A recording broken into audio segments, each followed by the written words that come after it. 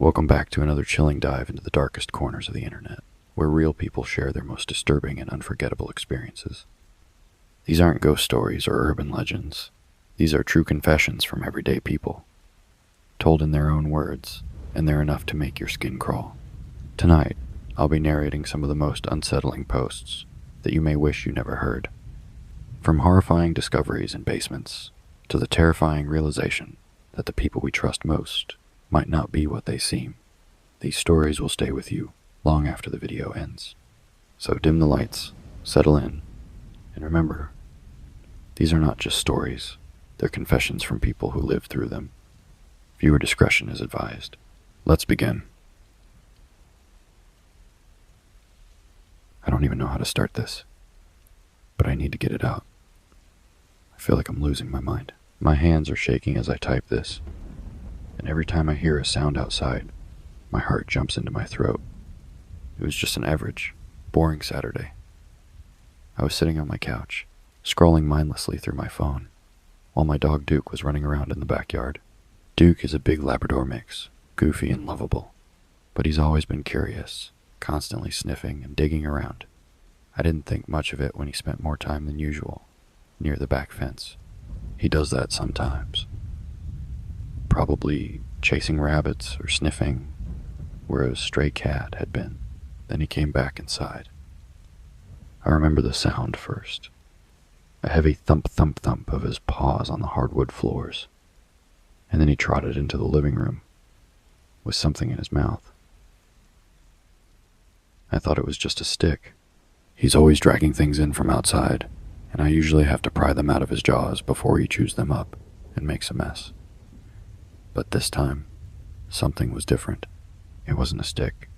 I froze when I saw it. It was small, pinkish, and smeared with dirt and blood. I swear my brain couldn't process what I was looking at for a few seconds. But then it clicked. It was a finger, a human finger. It looked fresh, too.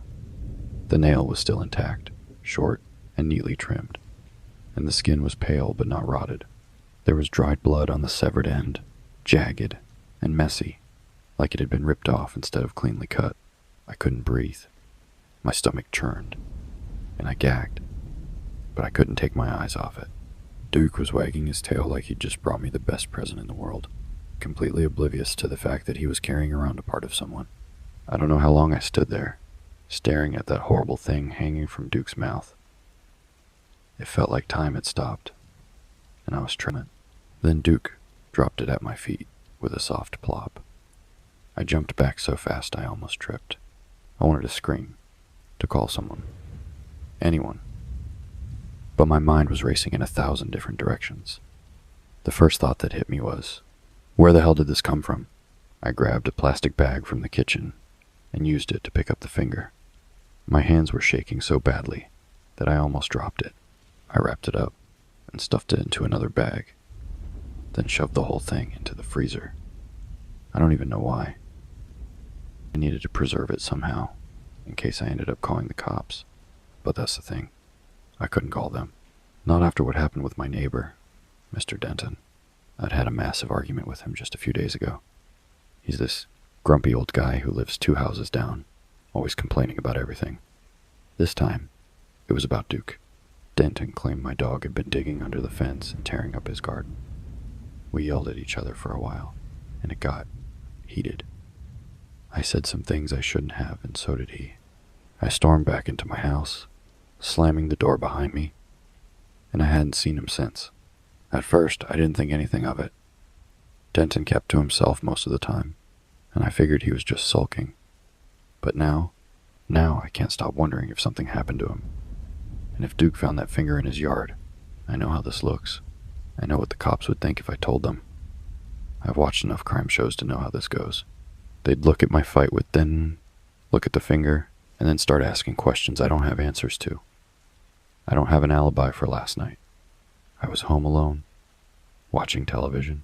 Who's going to believe me? I went outside earlier to check the backyard. There's a spot near the fence where the dirt's been disturbed, like Duke was digging there. I didn't dig it up. I couldn't bring myself to. But now I'm wondering if there's more out there. More than just a finger. And what if it is Denton? I don't know what to do. I keep replaying every interaction I've ever had with him, trying to figure out if there was something off, something I missed.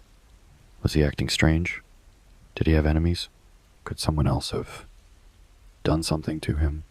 Or is this all just some insane coincidence? I didn't sleep last night. I couldn't. Every time I closed my eyes, I saw that finger, bloody and torn, sitting in my freezer. I keep checking the backyard, half expecting to see someone standing out there, watching me. My paranoia is through the roof. And Duke, he's acting normal, like none of this is bothering him. He keeps running to the back door, whining to go outside. But I can't let him. What if he brings back something worse? What the hell do I do? I thought about getting rid of the finger, but I'm scared that'll just make me look more guilty. And if Denton really is missing, someone's going to come looking for him eventually. I don't want to be caught in the middle of this. But I don't see a way out. I feel trapped. I'm sitting here, staring at my freezer, wondering how my life spiraled into this nightmare. A week ago, everything was fine. Now, I've got a severed finger in my house, a missing neighbor, and a dog that might have dug up more than he bargained for. I don't know what's going to happen next. I just know I'm scared out of my mind. Edit. It's been a few hours since I posted this, and I keep hearing noises outside. I don't know if it's just my imagination or if someone's really out there, but I'm too afraid to check. I locked all the doors and windows. I'm staying inside with Duke. If anything else happens, I'll update. But for now, I don't think I'll ever feel safe again. I've been trying to tell myself that I'm overreacting, that I'm just being paranoid, but deep down, I know something's not right. I don't know who to turn to. It all started about 2 months ago. I went in for what was supposed to be a routine laparoscopic surgery.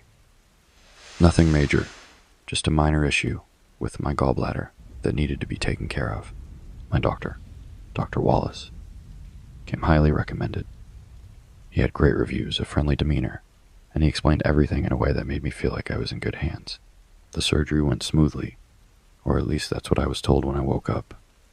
Dr. Wallace checked in on me afterward, said everything went as planned, and that I should expect a quick recovery.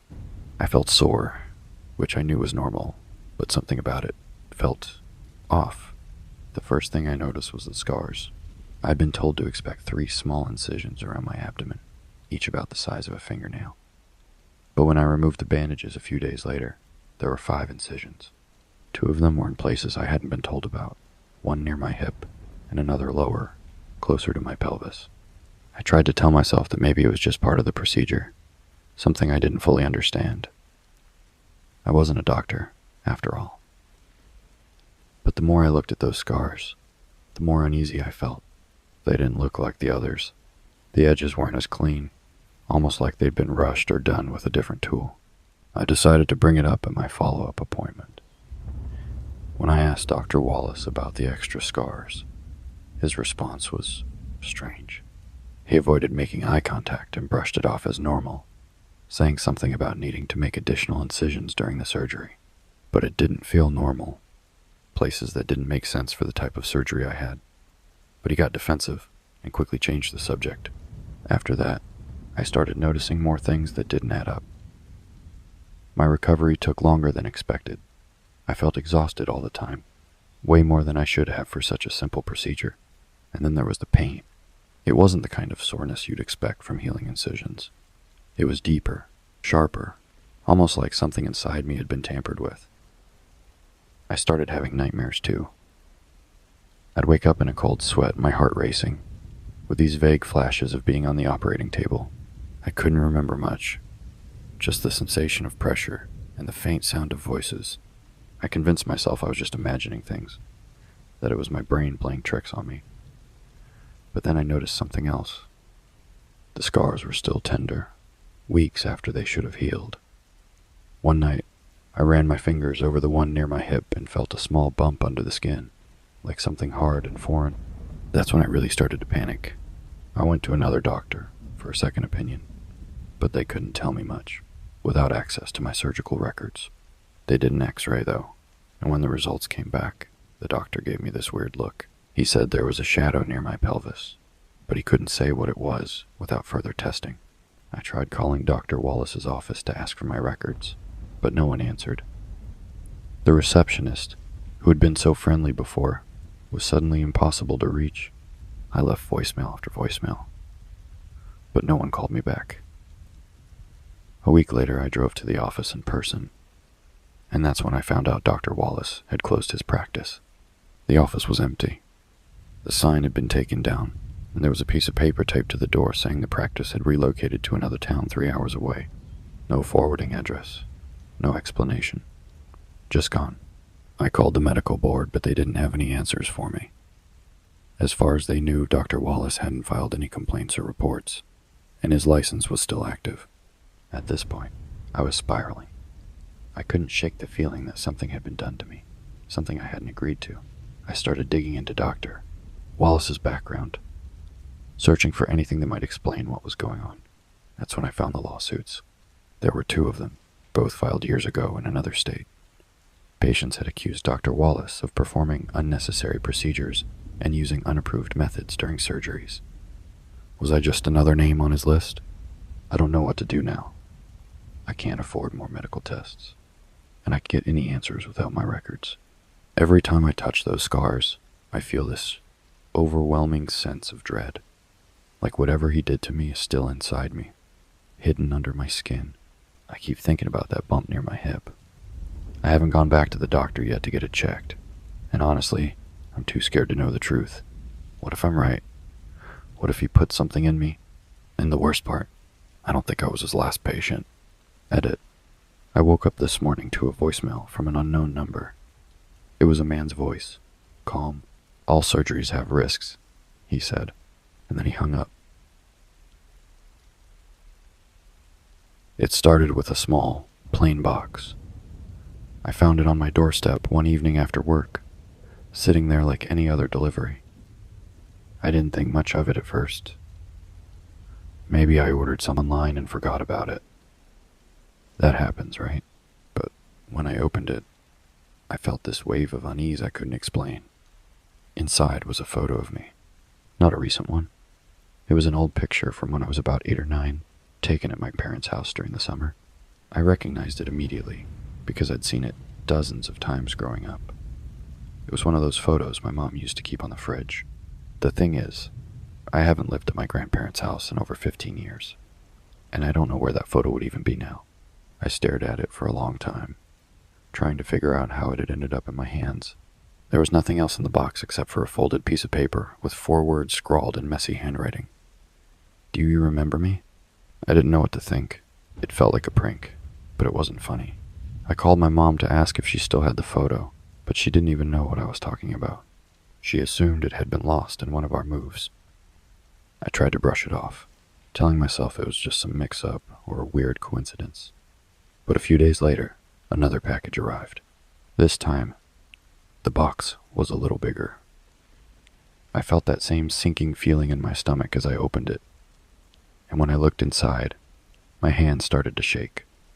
It was one of my old toys, a small stuffed rabbit with a torn ear. I hadn't seen it in years, not since I was a kid. I'd forgotten all about it, but holding it in my hands brought back this flood of memories. I remembered losing it when I was 9. I thought I'd left it at a motel during a vacation, and I cried about it for days. How the hell did it end up here? There was another note in the box. This one said, "Do you remember me yet?" I couldn't sleep that night. I kept trying to think of anyone from my past who might be doing this, but no one came to mind. And even if it was someone I used to know, how would they have my address? The packages kept coming, each one more personal than the last. There was an old bracelet I'd made at summer camp when I was 10, my 5th grade class photo, even a lock of my hair tied with a piece of string. That one broke me. I knew exactly where it came from. When I was 13, my mom had cut my hair short for the first time, and she saved a piece of it in an envelope as a keepsake. I hadn't thought about it in years, but I remembered seeing it in a box in her attic once. Whoever was sending these packages had been in my mom's house. I called her immediately, panicked, and asked if she'd noticed anything missing. She said no, but I could hear the fear in her voice for what was happening. She told me to call the police, but what could I even say? That someone was sending me my own stuff? That they somehow had access to things that were lost or stored away years ago? I didn't have any proof. The packages kept coming, and the notes got worse. They started mentioning things only I would know, specific memories, places I'd been, even private things I'd never told anyone. Behind your house. You used to hum when you were nervous. You never liked being alone at night. Whoever this was, they didn't just know me. They knew everything about me. I started noticing other things too. Little things that made my skin crawl. The lock on my mailbox looked scratched. Someone had tampered with it. A few times I'd come home to find my front door unlocked, even though I was sure I'd locked it before leaving. I bought new locks and a security camera, but it didn't help. The packages kept arriving, always left neatly on my doorstep. The camera never caught anyone. It was like they knew how to avoid it. The last package I received was the worst. It was smaller than the others, but heavier. When I opened it, I immediately felt sick. Inside was an old journal I kept when I was 15. It wasn't just any journal. It was the one where I'd written about some of the hardest moments of my life. Things I'd never shared with anyone. And there, on the very last page, written in the same messy handwriting as the notes, was another message. You still don't remember me, but I'll make sure you do. I'm terrified. I've stopped leaving my apartment, unless I absolutely have to. And even then, I feel like I'm being watched. I've been trying to think of anyone from my past who might be doing this, but no one comes to mind. Whoever this is, they know me better than I know myself. They have access to my life I thought were long gone, and they're not going to stop. I don't know what they want. I don't know what they're planning, but I can feel it in my gut. They're not done yet. So, another package arrived this morning. I haven't opened it yet. I don't think I can. Do you ever look back on something and wonder how you missed all the warning signs? I feel like I should have seen it coming. Like all the pieces were there, but I ignored them because I didn't want to believe what was right in front of me. Now, I don't know what to do. I met Jason 3 years ago. He seemed like a normal guy at first. Funny, smart, and always the life of the party. We clicked right away. He had this confidence about him that drew people in, and he had a way of making you feel like you were the only person in the room when he talked to you. I guess that's why I never questioned the darker side of him. Jason had this habit of making weird, offhand jokes. Sometimes they were harmless, just dark humor that you could brush off, but other times they were unsettling. He'd joke about how easy it would be to get away with murder, or talk about what he'd do if he ever snapped. I always laughed it off, figuring he was just trying to be edgy or shock people. But then, about a year ago, he started taking it further. We'd be hanging out, and he'd bring up stories about unsolved murders or missing people in our area. At first, I thought he was just into true crime like everyone else these days. But the way he talked about it was different. He didn't just repeat what he'd heard on the news. He knew details I'd never heard before. He'd talk about where the bodies were found, what the police suspected, even what kinds of injuries the victims had. I remember one time he described how a specific victim was tied up and where the knots were found on their wrists. I remember thinking, how does he know that? I asked him once where he got all this information, and he just shrugged, saying he read a lot. I didn't push it, but the way he said it, so casual, sent a chill down my spine. Over time, I started noticing more things about Jason. He had this weird fascination with watching people. We'd go out to bars or coffee shops, and he'd pick someone at random, just some stranger, and start making up stories about them. But his stories weren't normal. They were always about how he could follow them home, what their routine probably looked like, and how easy it would be to get into their house without being noticed. It always made me uncomfortable, but I didn't say anything. I didn't want to ruin our friendship over something I thought was just a quirk. Then a few months ago, there was a murder in our area. A woman in her late 20s, found in a park near my apartment. It was all over the news. The details were gruesome, and the police said they didn't have any suspects. When I mentioned it to Jason, his reaction wasn't what I expected. He didn't seem shocked or horrified. Instead, he just smiled and said, "I bet they'll never figure out who did it." That sentence has been playing in my head ever since. At the time, I tried to convince myself he was just being weird again. But then he started talking about the case, dropping details that hadn't been made public yet. He mentioned the exact spot in the park where the body was found, something the news hadn't reported. He even described the type of weapon that was probably used. I asked him how he knew all that, and he just laughed it off, saying he'd read between the lines. But the way he said it, the way he looked at me when he said it, made my stomach twist. Since then, I've started keeping my distance from Jason. I still see him sometimes.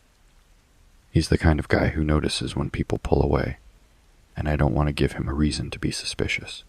But every time we hang out, I notice more things that don't add up, like how he never seems to have a solid alibi when bad things happen, or how he'll casually mention places he's been, places that happen to line up with recent crimes, or how he seems to know just a little too much about forensics and how to cover your tracks. The more I think about it, the more everything starts to fall into place. Jason isn't just joking about these things. He's serious. Last week, he sent me a link to an article about another unsolved murder, this one a couple of states over. He didn't say anything, just sent the link with a little smiley face emoji. I can't stop thinking about it. Was he trying to tell me something? Was it some kind of sick joke? Or was he involved? I feel like I'm stuck. If I go to the police, what am I supposed to tell them? That my friend makes creepy jokes and knows too much about local murders. They'd laugh me out of the station. But if I don't do anything, what happens next? What if he's planning something and I'm just sitting here pretending everything's fine? I don't know what to do. I can't sleep. I keep thinking about all the things he said and done, replaying every conversation in my head, trying to figure out if there's something I missed. And the worst part, I can't shake the feeling that he knows I'm onto him. For the past few weeks, I felt like I'm losing my mind. It started with little things I could explain away or brush off. But now, I know something is very, very wrong in my apartment. The first time I noticed it, I was lying in bed late at night. My apartment is small, just a one-bedroom, and it's usually dead quiet at night, except for the hum of my fridge or the occasional creak of the building settling. But this time I heard something else. Footsteps. At first, I thought it was my upstairs neighbor. They're kind of loud sometimes, but this wasn't coming from above me. It sounded like it was coming from the wall behind my headboard. I froze, holding my breath, trying to make sense of it. The sound was faint, but unmistakable. Soft, shuffling steps, like someone was walking barefoot on carpet. It lasted maybe 10 seconds, then stopped. I didn't think much of it at the time. Old buildings make weird noises, right? Pipes, ducts, the wind. I told myself it was nothing, but then it started happening more often. Every night, around the same time, I'd hear those footsteps. Sometimes they were faint and far away, like they were coming from the other side of the apartment. Other times, they were louder, closer, right behind the walls of my bedroom. And it wasn't just footsteps. I started hearing whispers, not words I could make out, but low, muffled voices. They'd fade in and out, like a conversation happening just out of earshot. At first, I thought I was just imagining it. Maybe I'd been watching too many horror movies, or spending too much time online. But the more I heard it, the harder it became to ignore.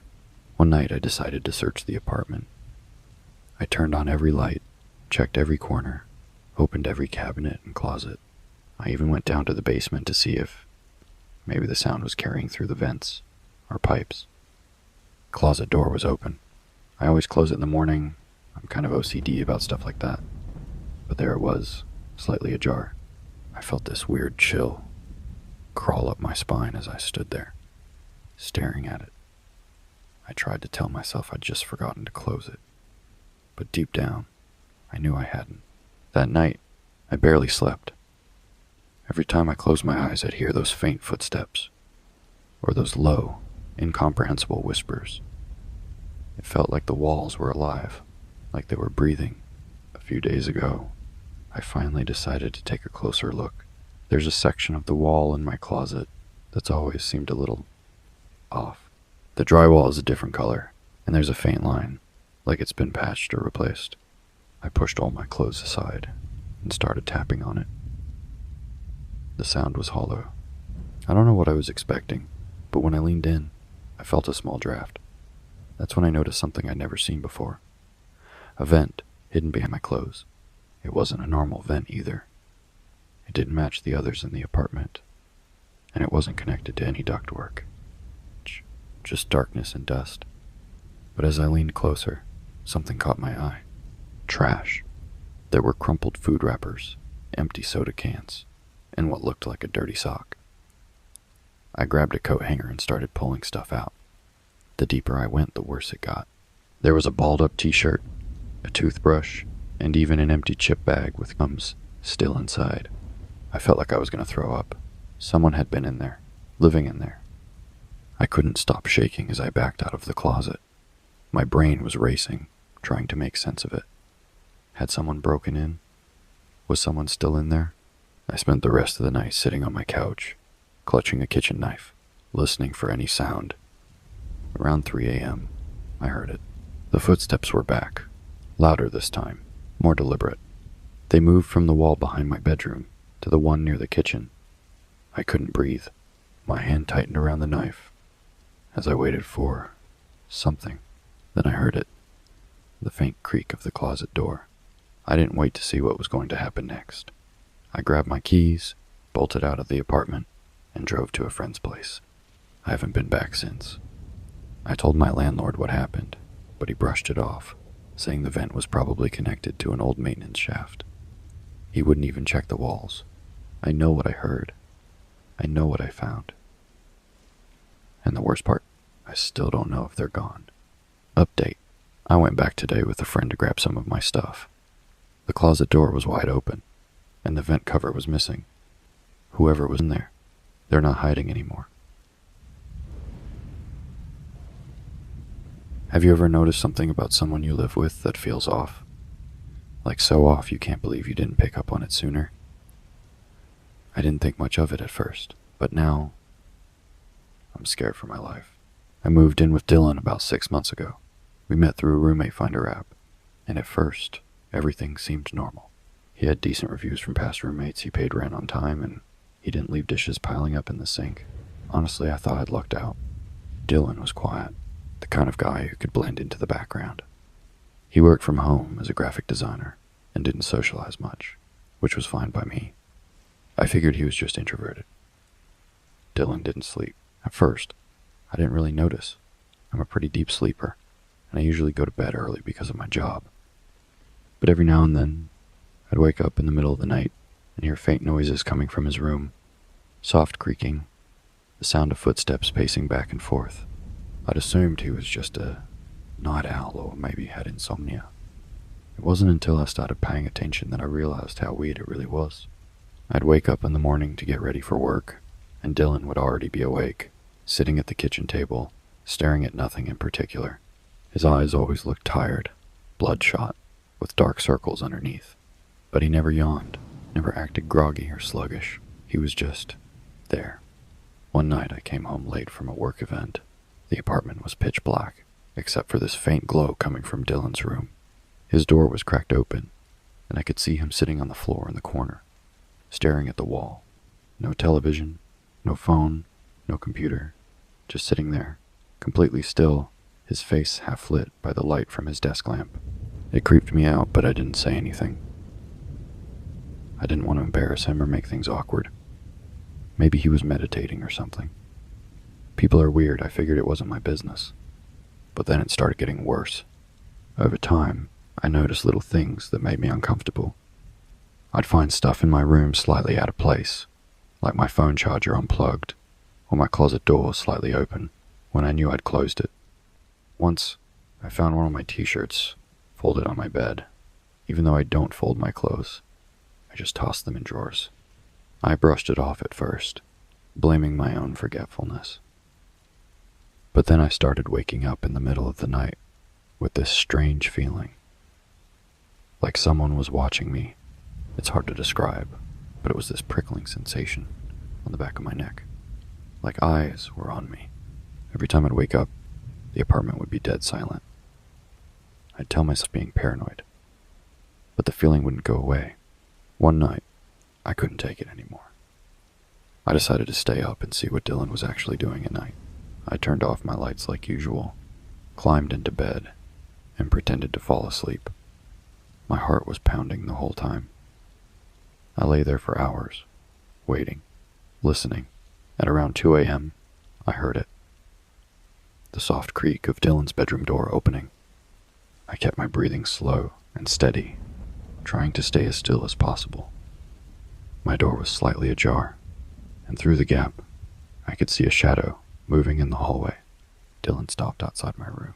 I couldn't see his face, but I could feel him standing there, just beyond the doorway. My heart felt like it was going to explode. I don't know how long he stood there. It could have been seconds or minutes, but eventually, he walked away. I waited until I couldn't hear his footsteps anymore, then carefully got out of bed. My legs were shaking as I crept toward his room. His door was slightly open, and I could hear him muttering to himself. At first, I couldn't make out the words, but as I got closer, they became clearer. He was talking about me. He was describing things, violent, awful things, things he wanted to do to me. I felt like I was going to throw up. My hands were sweating, and I was terrified he'd hear me, but I couldn't move. I just stood there, frozen, listening to him go into sickening detail about how he'd hurt me, how he'd make sure no one would ever find out. And then he said something that made my blood run cold. He described how he'd been watching me sleep. I backed away as quietly as I could and locked myself in my room. I didn't sleep at all that night. I sat there with my phone in my hand, debating whether to call the police or just pack my stuff and leave. But I was too scared to do anything. What if he heard me? What if he came after me before I could get out? The next morning, Dylan was sitting at the kitchen table like nothing had happened. He looked at me and smiled, and I had to force myself not to run back to my room. I told them the full story. I keep telling myself I'll go back to the apartment to grab my stuff. But the thought of seeing Dylan again makes my skin crawl. I don't know what to do.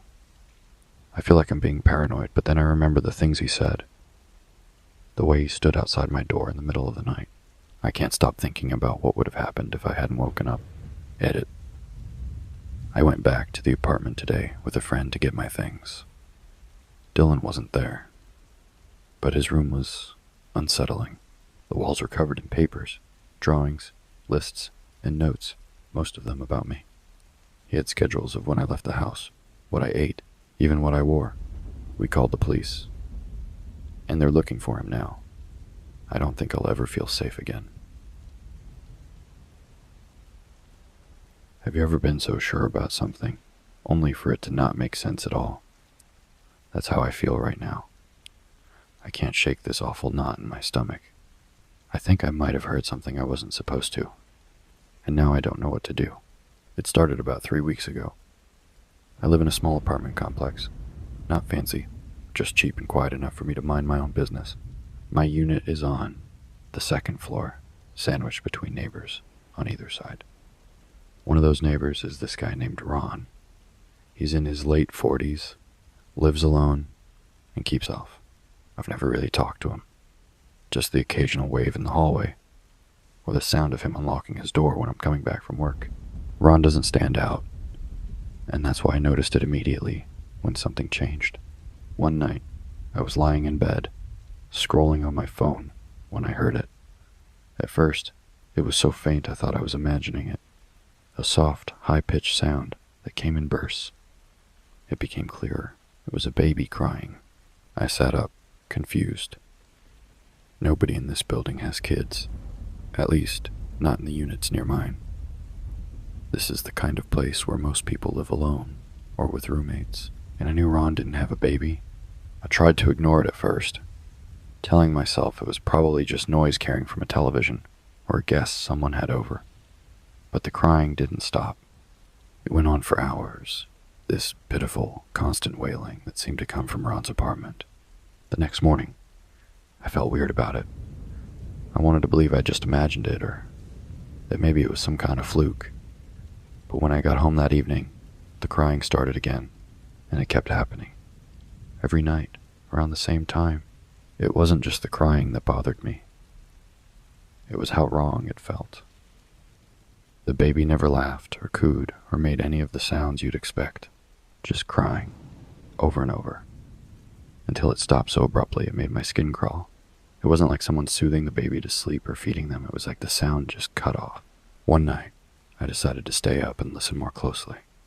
I turned off all the lights and sat in my living room, staring at the thin wall that separates my apartment from Ron's. The crying started again, soft at first, then louder. It sounded strained, desperate. I couldn't take it anymore. I grabbed a glass and pressed it to the wall, trying to hear what else was going on in there. That's when I realized something that made my blood run cold. There weren't any other sounds. No footsteps, no voices, no movement, just the crying. It didn't make sense. If there's a baby in there, why wasn't Ron doing anything? Why wasn't there any noise from him moving around, picking the baby up, or even just walking? It was like the crying was coming from nowhere. I was so freaked out I almost called the landlord right then and there. But I stopped myself. What was I going to say? Hey, I think my neighbor has a crying baby he doesn't actually have. It sounded ridiculous. I tried to convince myself that I was overthinking it. Maybe Ron had someone staying with him, and they'd brought a baby. Maybe he was babysitting for a friend. But deep down, I knew something was wrong. The crying continued every night for the next week. I didn't sleep much during that time. I kept lying awake, staring at the wall, waiting for it to start. It became this horrible routine, and the more I heard it, the more I noticed how unnatural it sounded. And then, one night, everything changed. The crying started at the usual time, but it didn't last as long. About 10 minutes in, it stopped. Not like a baby calming down, but like someone had flipped a switch. The silence was so sudden it made me sit up in bed. And then I heard it, a dragging noise. It was soft at first, like something heavy being pulled across the floor.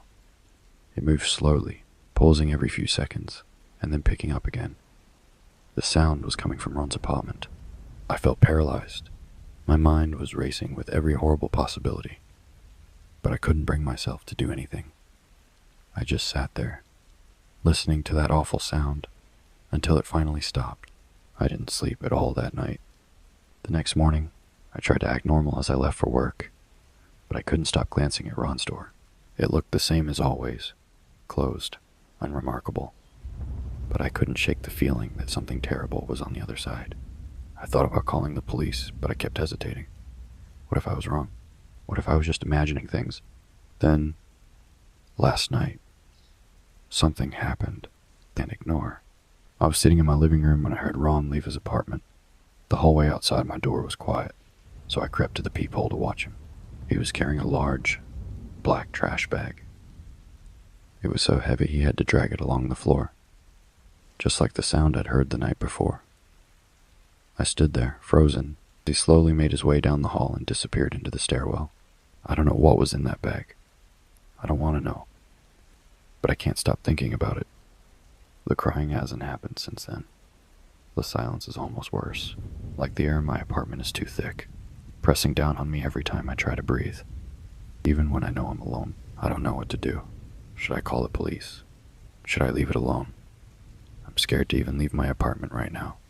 Terrified it's Ron. I don't know what he's hiding. But I know one thing for sure. That crying wasn't normal. And now, it's gone. I thought buying an older house would be a good idea.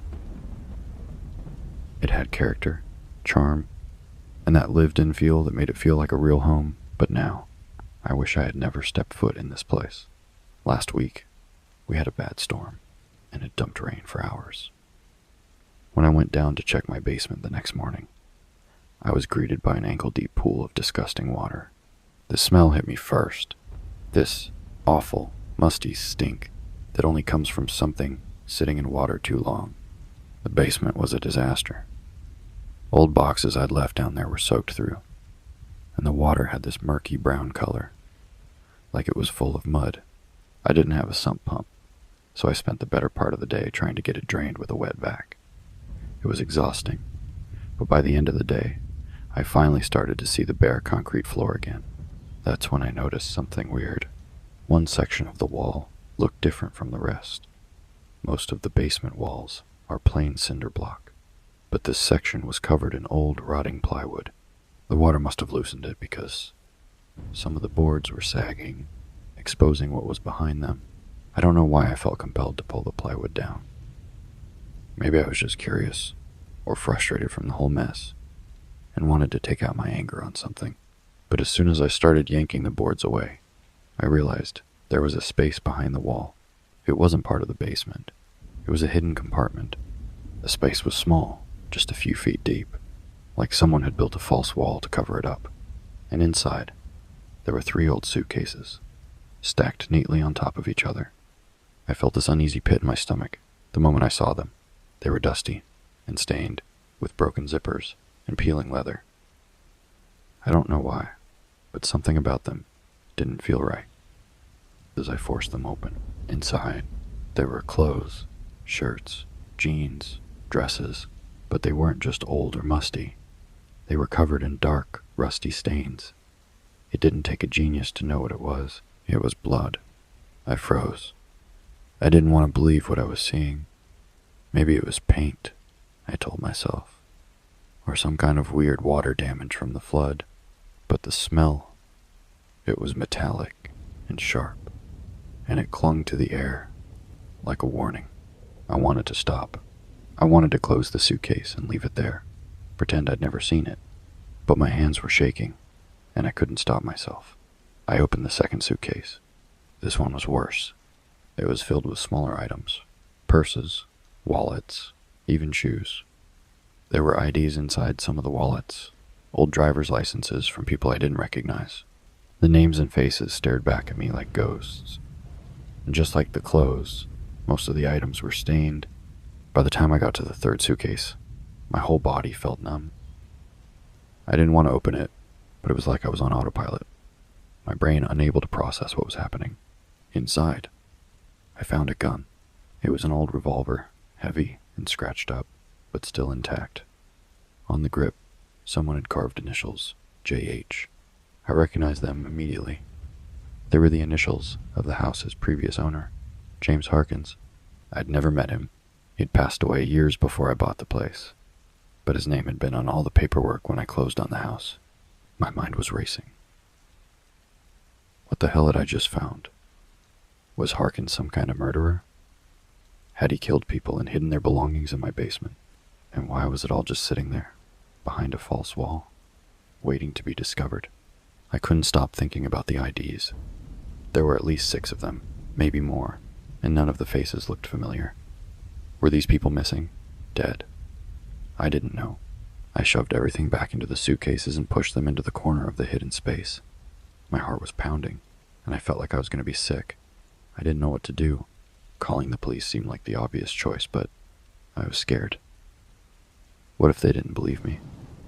What if they thought I'd done something wrong? I hadn't touched the gun, but my fingerprints were all over the suitcases now. And then there was this voice in the back of my head whispering, what if Harkins wasn't the one who did this? What if someone else put these here? And what if they come back for them? That night, I barely slept. Every creak and groan of the house felt like someone creeping around, coming to take back what I'd found. I kept thinking about those IDs, the faces of strangers staring up at me, and the bloodstains on their clothes. The next day, I went back to the basement to check on the suitcases. They were still there, but the uneasy feeling hadn't gone away. I couldn't stop thinking about what I'd found, about the lives those items belonged to, and about the gun with Harkins's initials. I haven't called the police yet. I keep telling myself I will, but every time I pick up the phone, I get this horrible feeling in my chest. Like once I make that call, everything will spiral out of control. For now, the suitcases are still in the basement, hidden in that awful little space behind the wall. But every time I go down there, I feel like I'm being watched. This house still hiding. Whatever happened in this house, it's not something I want to be a part of. I just hope I'm making the right choice. You know that feeling when your stomach drops and every inch of your body tells you something's not right? That's exactly what happened to me 2 days ago. I can't shake this sickening sense that no matter what I do, it's not over. It started as an ordinary day. I left work around 6 p.m., tired but ready to go home and decompress. The sun was setting, and the parking lot outside my office was nearly empty. My car was one of the last few left, parked in my usual spot toward the back. As I got closer, I noticed something stuck under my windshield wiper. At first, I thought it was a flyer. There's this pizza place nearby that's always leaving ads on people's cars. But when I pulled it off, I froze. It was a plain piece of notebook paper, folded once, with 4 words written in jagged, uneven letters. I know where you live. I stood there, for what felt like forever, just staring at the note. My brain refused to process what I was looking at. Then I unfolded it, and my heart sank even further. Underneath the first line, there was more. I see you every day. I felt like I couldn't breathe. I looked around the parking lot, suddenly hyper-aware of how empty it was. There were no cars driving by, no coworkers heading to their vehicles. Just me standing there, completely alone. My first thought was that it had to be some kind of joke, maybe a prank or a random creep trying to scare me. But then I looked closer at the handwriting. But I knew exactly who wrote it. It was my ex. I haven't spoken to him in years. The last time I saw him, I was leaving the apartment we shared, shoving as much of my stuff as I could into the back of my car while he screamed at me from the doorway. His words were full of threats, promises to make me pay for leaving him. I spent months looking over my shoulder after I left. He didn't take the breakup well, actually. That's putting it lightly. He stalked me for a while, showing up at my job, sending me emails, even waiting outside my friends' houses if he thought I might be there. It got so bad that I eventually packed up and moved across the country without telling anyone where I was going. I thought I was safe. I don't know how he found me. I've been careful. I don't use social media. I've kept my address private, and I've never told anyone here about him. On that note was his. There's no doubt in my mind. I rushed home that night, constantly checking my mirrors to make sure I wasn't being followed.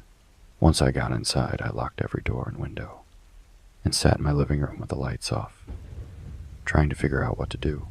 I wanted to call someone, my mom, the police, anyone, but I didn't know what to say. What if they didn't believe me? Closer than he really was. But what if he was close? That night, I barely slept. Every little noise made me jump, and I kept imagining him standing outside, watching my windows, waiting for the right moment to come in.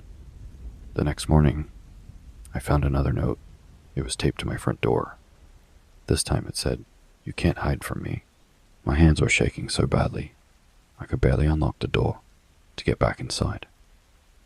I double-checked every lock, every curtain, every corner of my house. But there was no sign that anyone had broken in. I couldn't figure out how he'd gotten so close without me noticing. I tried calling a friend from back home, someone who knew what I went through with him. But as soon as I started explaining, I broke down. I couldn't even get the words out. Today, I went out to check my car, and the same feeling of dread hit me the second I saw it.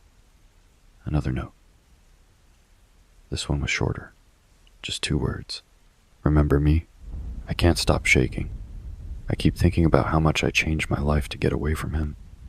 How I gave up everything I knew just to feel safe. And now it's all falling apart.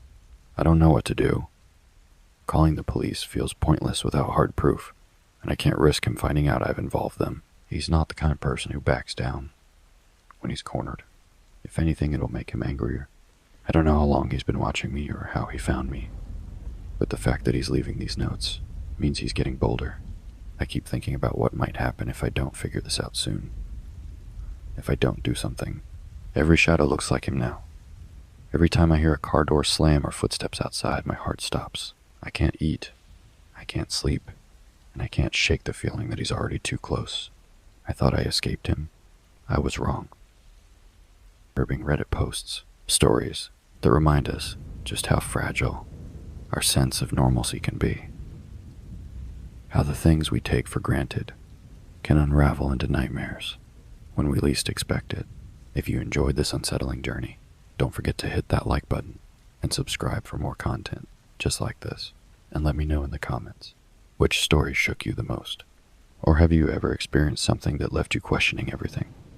Thank you for watching this video. Stay safe, stay alert, and remember, sometimes the scariest things aren't what's in the dark. They're what's already in your life.